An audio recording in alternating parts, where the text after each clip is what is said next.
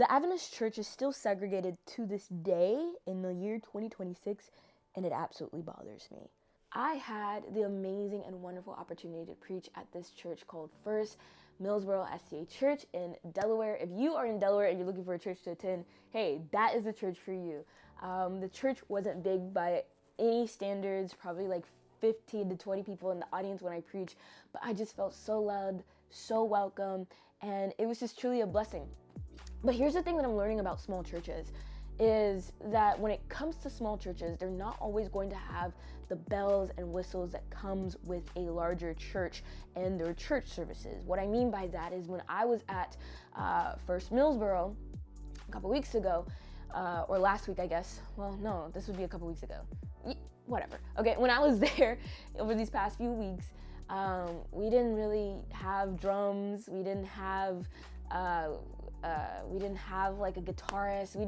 All we had was a person playing piano and a single person singing on the praise team. And we sang hymns, we sang CCM, we didn't really sing gospel. And if you were to ask me probably like 10 years ago, Krista, would you like to go to a church like First Millsboro, or would you like to go to a church like Church of the Oranges or New Life or Merge or anything along those lines? I would have always chose the latter every single time, because I thought in my mind that I would always be blessed, or more than likely be blessed by the worship service, because the singing and the preaching would be on point.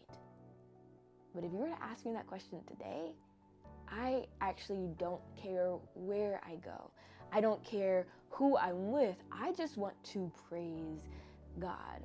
And it caused me to think how did this change happen? At one point, I was always trying to chase my spiritual highs, where there was going to be a big production and a bigger payoff. But now, as I'm sitting and I'm contemplating, I realized that when I was at First Millsboro, I truly enjoyed myself. I had such a great time. When did we allow worship services to be a place where it's all about us being served and not how we can serve other people?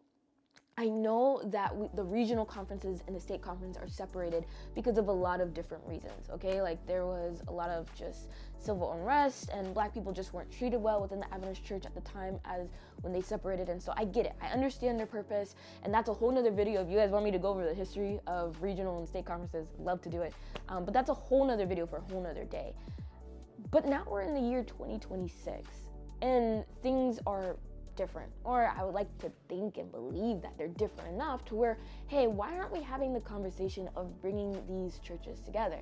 For a lot of the reasons of why our church separated into these conferences in the first place is because when we would come into these worship services, we're always looking at the buffet table and seeing how much I can take, instead of asking, what can I give to be added to the spread, right? And so when we're coming into this mindset of take, then everything has to be catered to me and my preferences. Oh, there needs to be drums, or oh, there needs to be 3-part harmonies, or oh, we can only have hymns, or oh, there needs to be an organ in the sanctuary. Everything that happens or that we desire has to be to fit and to fill us. But here's what's beautiful.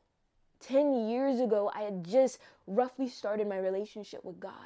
And who I was then is not who I am now. God has changed me to where I no longer go into worship services seeking everything off of my checklist in order for me to be blessed. No, I now go in asking God, how can I best serve you and serve the people here? And in spite of that, when everything isn't checked off of my checklist, God still blesses me and I enjoy my time. Whether it's a traditional, a gospel, or a CCM service, it does not matter. I'm truly happy. So what God can do for me is what He can do for others. Why are we still separating ourselves into different churches and worshiping at different places? Do we honestly think that there's going to be a Black heaven and a white heaven, a Hispanic heaven, a Filipino heaven? No, it says that all nations, all tongues will be praising the name of God. Heaven's not going to be segregated. And if the church is supposed to be a representation of who God is, why are we still segregated to this day? I'm not talking about the logistics. I'm not talking about all that. I just want at least the conversation to be started. Because if we really think about it, it's not biblical. And it's not living up to the fundamental belief of number 14, which states that we are unified as a church. But if we were really unified as a church, wouldn't we be worshiping together? I want us to ask the question, when we come to a worship service, is it all about me, how I can be served? Or am I going in saying, God, use me to serve you and others?